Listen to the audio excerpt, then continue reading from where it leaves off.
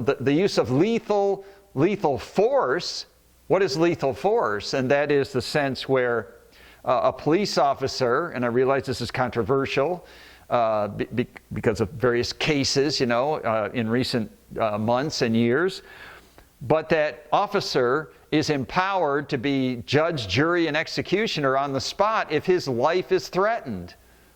If in the act of a crime, somebody is seeking to take the life of the author is authorized at that point. Bears not the sword in vain. And so that also carries to the court of law also.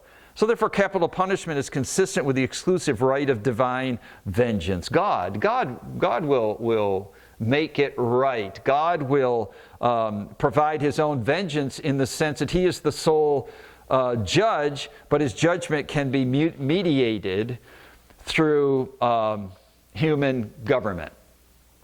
Interesting how Scripture, even ancient texts like Moses on Sinai, can ripple down through the present in a perfectly consistent way when you apply critical thinking, point by point, to understand each step. Finally, isn't the prohibition self-defeating? To go back to something I said quite a while ago. In order to enforce the law, one must break the law. So it's necessary to make a distinction between a prohibition and a penalty. A prohibition involves defining an illegal act.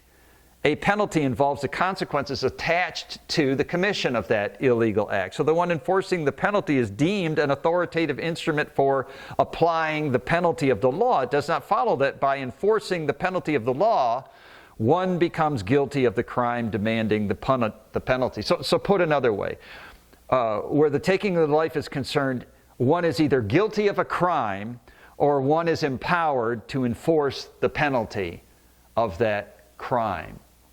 So there's no inconsistency here, regardless of how people assail biblical truth or all these prohibitions. There's no inconsistency here whatsoever. So let's leave it there. But again, a demonstration of critical thinking that you want to apply, this being an example, apply to any range of moral and ethical issues.